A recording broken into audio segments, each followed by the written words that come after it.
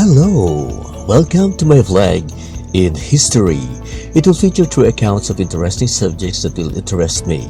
I hope you'll support this channel by subscribing, like and share. Hit the bell button for notification for updates and leave comments.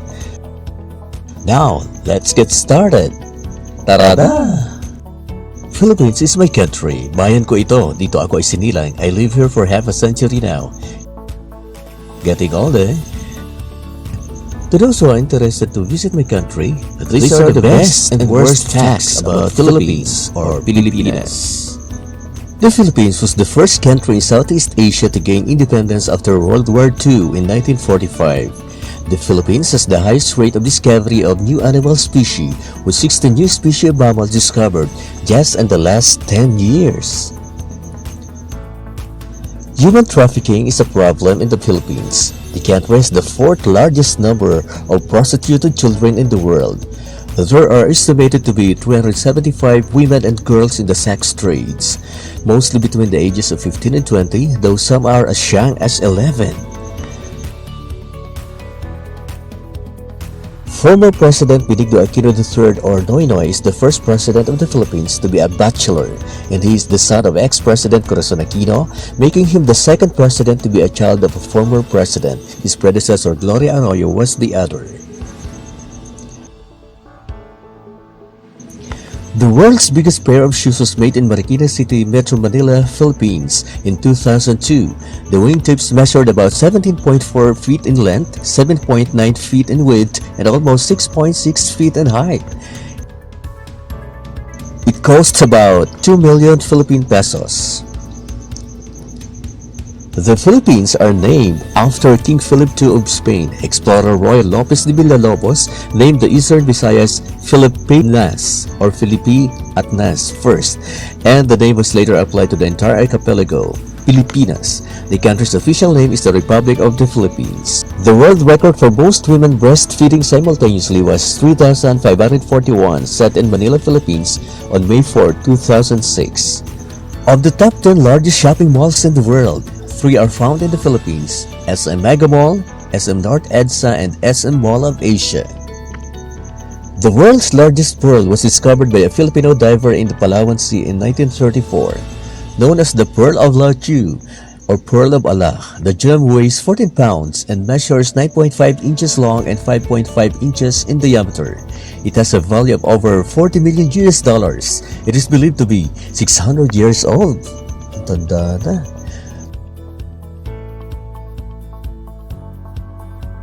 The Philippines is the world's largest exporter of coconuts and tropical fruits such as papaya and mangosteen. Some Filipinos are wary of the number 13 and will avoid having 13 people at a table. Also, steps to the main entrance of a house should not fall on a number divisible by 3. Superstitious Filipinos will not travel or bath on Holy Thursday or Good Friday during Holy Week, the week before Easter Sunday. The only place in the world where skunks are found other than America is Indonesia and the Philippines, where they are called stink badgers. The Philippines is the only majority Christian nation in Asia. 80% of its population identifies as Roman Catholic. The Philippines has a population of more than 100 million people, which makes it the 12th most populous country in the world. Its annual growth rate of around 2% makes it one of the fastest growing countries in the world. Mount Pinatubo on the Philippine island of Luzon erupted on June 15, 1991 and created the largest mushroom cloud in the world. Its eruption ejected 10 billion metric tons of magma and 20 million tons of sulfur dioxide into the stratosphere. The Philippine monkey-eating eagle is the largest of all eagles and was declared the national bird of the Philippines in 1995. The national symbol of the Philippines is the Philippine monkey-eating eagle. It is the largest of all eagles and was declared the national bird of the Philippines in 1995. It stands up to 3.3 feet in height and has a wingspan of almost 7 feet.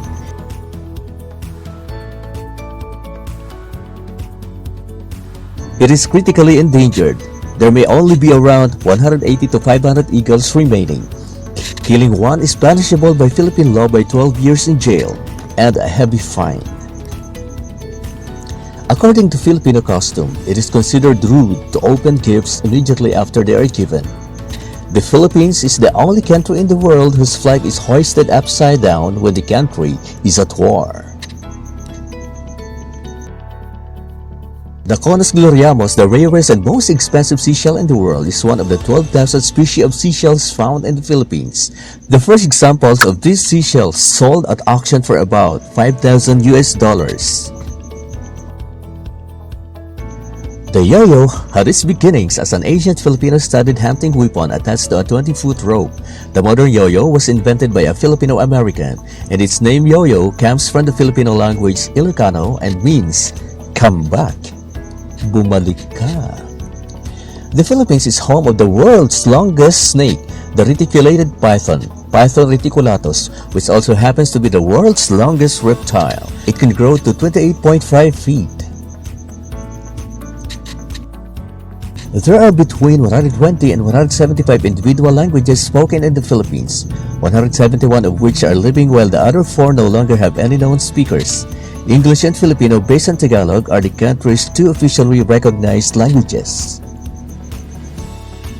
The Philippines is the world's largest supplier of nurses, supplying roughly 25% of all overseas nurses worldwide. The antibiotic erythromycin was invented by Filipino Dr. Abelardo Aguilar in 1949. He sent a sample to his employer, the LA Lilly Pharmaceutical Company, which promptly patented it. Erythromycin is used for people who are allergic to penicillin and has saved millions of lives. The Puerto Princesa subterranean river in Palawan, Philippines is 5 miles long until the discovery of 6.2-mile underground river in Mexico. The Puerto Princesa River was known as the longest subterranean waterway in the world. The Philippines is the second largest archipelago in the world and is made up of 7,107 islands, still counting, located in the South China Sea, Philippine Seas, Sulu Sea, Celebes Sea, and the Luzon Strait. The English words bunes and bundoks is actually based on the Filipino Tagalog word for mountain, bundok. The word entered the North American vernacular in 1940s, probably brought back by soldiers stationed in the Philippines during World War II. San Fernando, Pampanga, Philippines is known as the Christmas capital of the Philippines and is most famous for its paroles, giant Christmas lanterns, which symbolize the Star of Bethlehem and can rise 20 feet in the air. Only about 10 giant paroles are produced each year to compete in the Ligligan Parol or Giant Lantern Festival. Each parol costs around $11,300 US up to $15,820 US to build. The Taal volcano on the Philippine island of Luzon is one of the world's 17 deadliest volcanoes, which are volcanoes being specially monitored given their active state and explosive history. Taal is also located on a lake, which has another lake inside of it, with an even smaller island inside of that lake. Fascinating. A Filipino named Roberto Del Rosario patented the first working karaoke machine in 1975, calling it the sing-along system. The Japanese later translated its name to karaoke, which means singing without accompaniment. In the Philippine island province of Camigan, there are more volcanoes, 7, than towns, 5. There hasn't been an eruption since the mid-1950s, but the island has the most number of volcanoes per square kilometer in the world. The University of Santo Tomas was founded in Manila, Philippines by Dominican monks in 1611. It is the world's largest Catholic university in terms of population. Both it and the University of San Carlos in Cebu City, founded in 1595, are older than Harvard University, which wasn't founded until 1636. Jellyfish Lake in the Philippines contains more than 13 million jellyfish. Ang dami.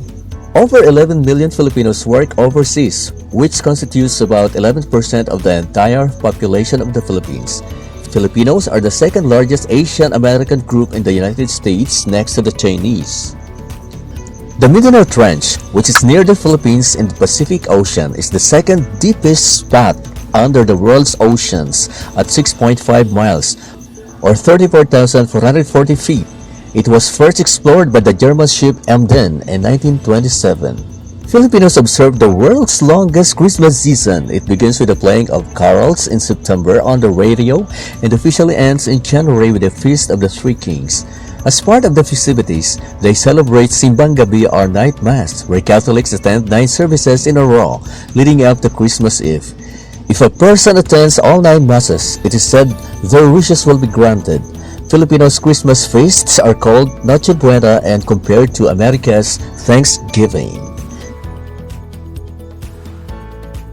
Filipino-American Eleanor Connie Concepcion Mariano was the first Filipino-American female to become a Rear Admiral. She was also the first woman in the military to become the White House physician. War journalist Carlos Peña Romulo was the first Asian Filipino to win the American Pulitzer Prize for correspondence in 1942. He was also the first Asian to become president of the United Nations. The Philippine capital city of Manila was named after the white-flowered mangrove plant, the nilad, or Scyphifora hydrophyllaceae. It is a tree with white star-shaped flowers but yields dark blue dye, which is why in other countries it is called the indigo tree. Of the 8 known species of giant clams in the world, 7 are found in the Philippines. Manila, the capital of the Philippines, is considered the world's most densely populated city in the world, with a population of nearing 2 million in an area of just 24 square miles. It has a population density of 55,000 people or more per square mile.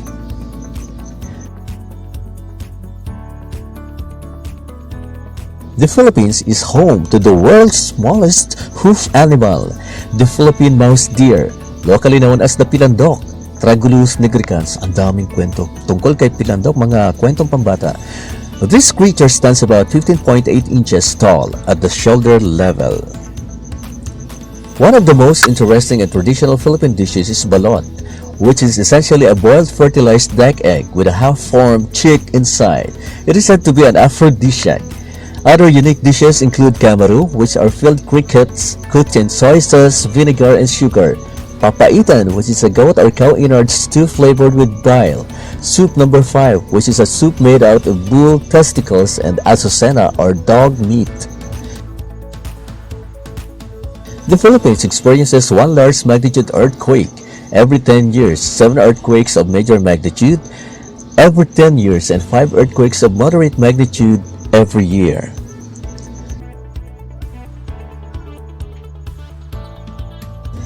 The Philippines is the world's second biggest geothermal producer after the United States, with 18% of the country's electricity needs being met by geothermal power.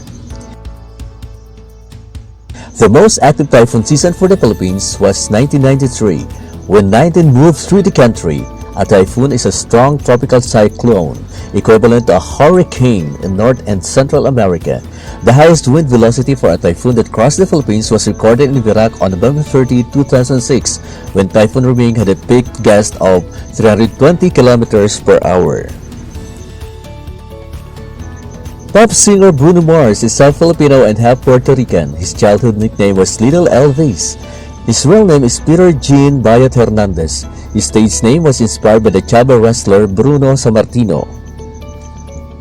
The anti-locking braking systems used in Mercedes-Benz, BMW, and Volvo cars are made in the Philippines. Wow!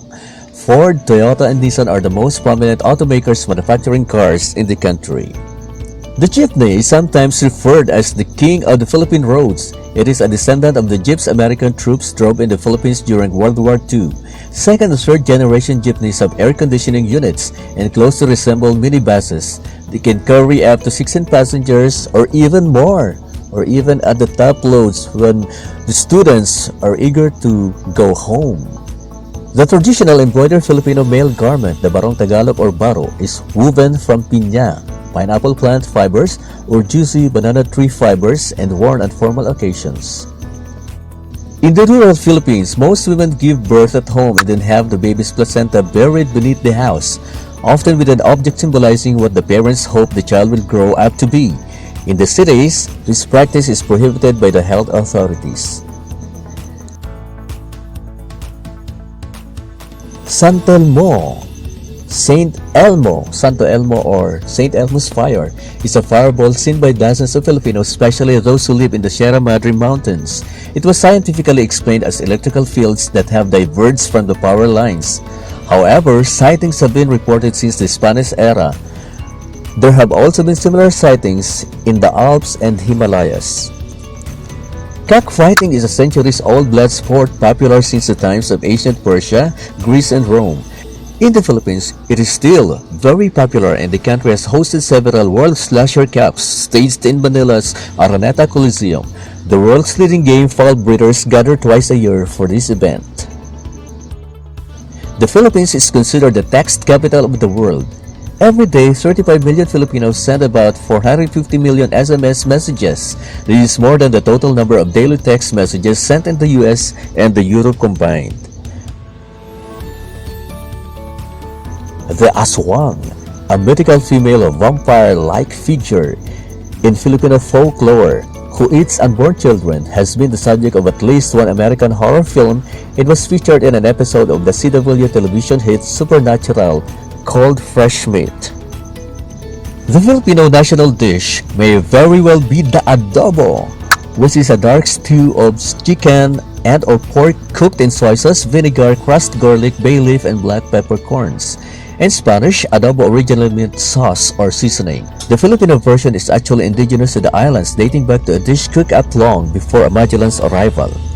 O, sa atin talaga ito, pinangalanan lang nilang adobo. Whew! There are lots of facts in order to know the uniqueness of the Philippines. Kaya, pakamahalin natin ang Pilipinas. Ang dami makikita dito sa atin. I didn't mention the whole timeline from pre-Hispanic up to the period of colonizers. I'll make it a point to make another vlog about it. By the way, my personal thanks to Ma'am Jill Bartolome of factretriever.com for providing most of these known facts about Philippines. If you want to include missed facts about our country, you can include it in the comment box below. This has been your vlog channel in history. Thank you for watching. Mahalin natin ang Pilipinas at paunlarin ang ating tourism industry.